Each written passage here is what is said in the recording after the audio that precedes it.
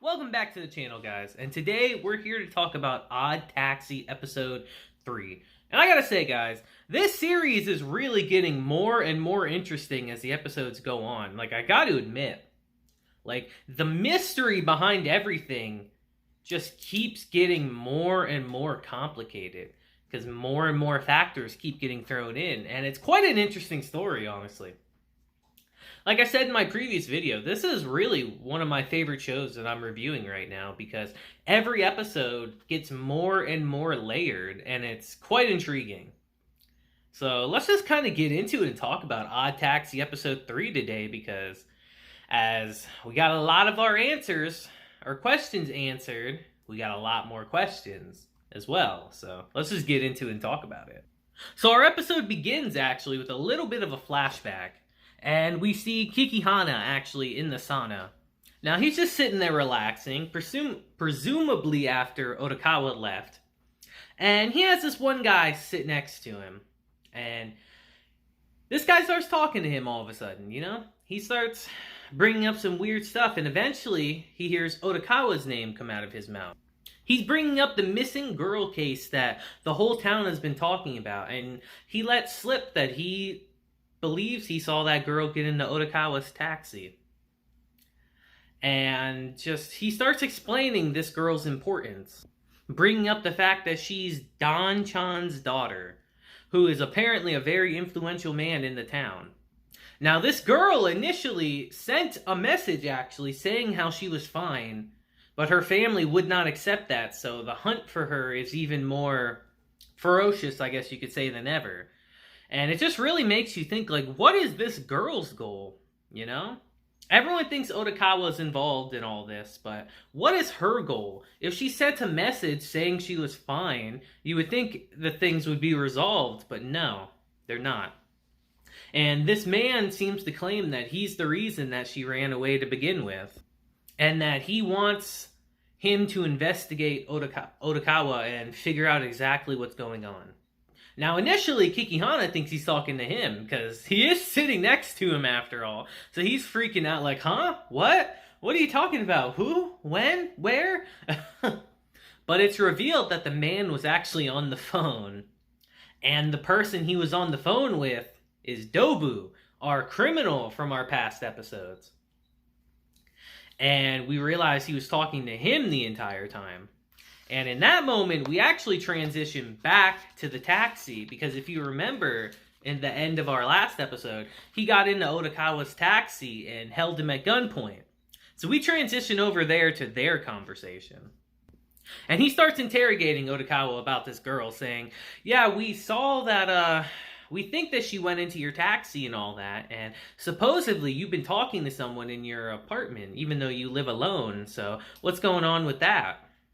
And he tells Odokawa that if anyone comes looking for your dash cam footage, you don't know nothing, and you don't tell anyone, and I mean anyone, about this. If someone comes looking for it, you come tell me right away. And Odokawa is taken aback by this. He doesn't know what to really say about this. He's like, why would I do that? And he reveals that he already has his dash cam footage, which sets Odokawa off a little bit. He's like, wait a minute. I gave this to one of the cops. And he finds out that these two are actually buddy-buddy. Which actually comes to a head because Odokawa is able to send out a signal to the cops. So they actually get pulled over. But it's revealed that it's the older brother. And seeing who's in the back seat with Odokawa, he just brushes it aside and lets them go. He's saying, oh, you can't trust these taxi drivers. He's crazy. He doesn't know what he's talking about, to Odokawa's dismay. Really cementing the fact that he's definitely behind this in some way.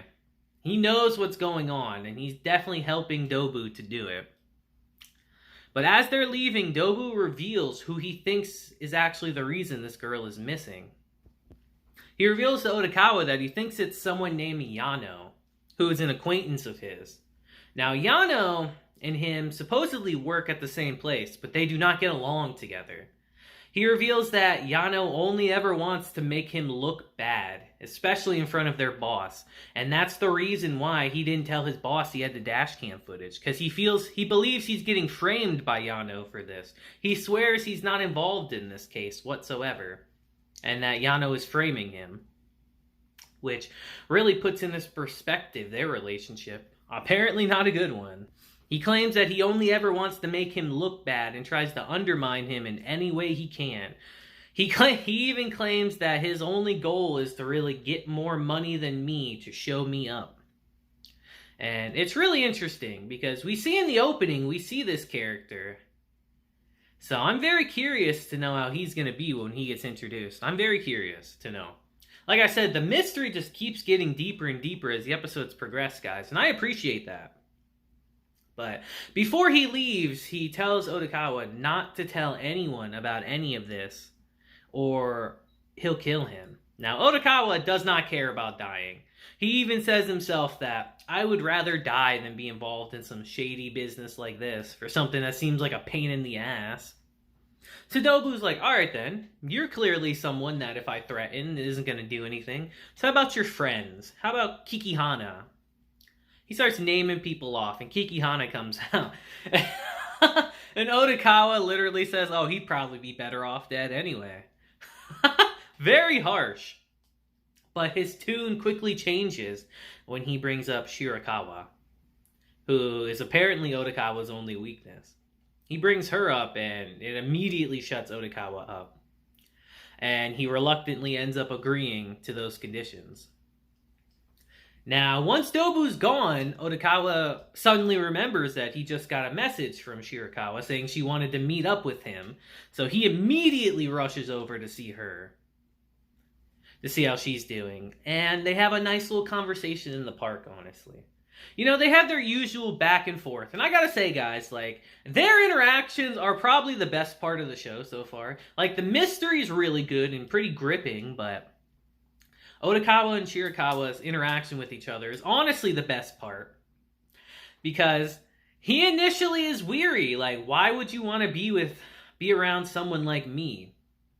And all that. He even asks her that at some point. But you gotta admit, they definitely do have chemistry.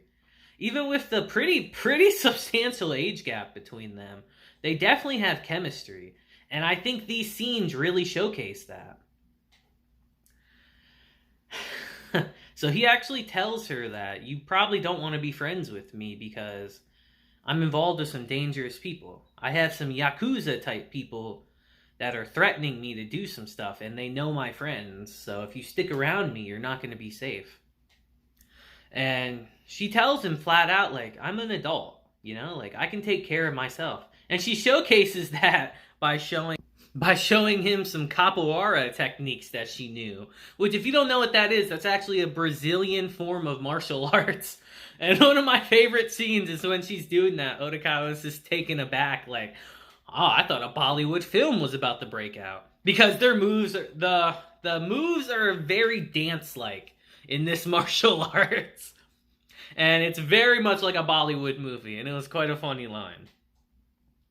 But he eventually just flat out asks her, like, what's your goal in all this? Why would you want to be around someone like me? And she just flat out tells him, like, I just want to be around you. You know, you're calming. I feel relaxed being around you. And Odokawa doesn't know what to say.